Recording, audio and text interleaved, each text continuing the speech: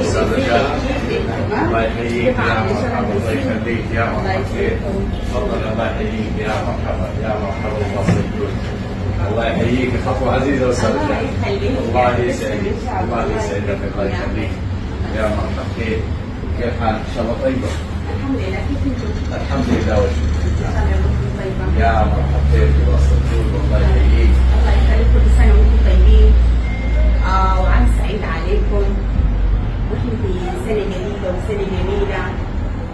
نتمنى السودان يصل للامان، ونتمنى كل الناس تعيش الامان. وانا مبسوطه جدا اليوم وانا في بسط الجود بالطاقم الجميل وبالانسان الجميل. الله يخليك، تسلمي، انت الجميله وكثر الف خيرك، وشكرا لزيارتك لوسط الجود. يا الله يسعدك، الله يسعدك. انا سعيده جدا ومبسوطه جدا وانا موجوده معاكم، والله شرف لي ان انا موجوده معاكم. الله يخليك، انسان جميل، الله يخليك، تسلم والله، تسلم. الزياره صراحه زياره مفاجاه، وزياره يعني بألف زياره والله. الله يكرمك ان شاء الله.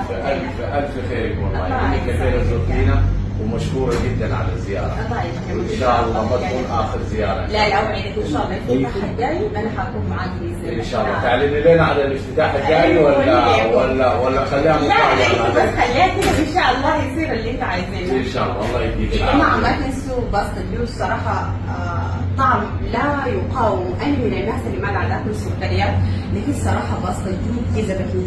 تتمنى كل الناس تذوقها وبعدين تدينا النتيجه. كل الخير. الله يديك استاذ رجاء. الله يحييك يا مرحبا، الله يخليك يا مرحبا، تفضل. الله يحييك يا مرحبا يا مرحبا، الله يسعدك. الله يحييك، خطوه عزيزه استاذ رجاء. الله يسعدك، الله يسعدك، الله يخليك يا مرحبا. كيف حالك؟ ان شاء الله طيبه؟ الحمد لله. كيف انتم؟ الحمد لله والشكر. طيبه. يا مرحبا كيف وسط الجود، الله يحييك. الله يخليك، كل سنه وانتم طيبين. وعام سعيد عليكم، واحنا في سنه جديده وسنه جميله. نتمنى السودان يصل للامان، ونتمنى كل الناس تعيش الامان.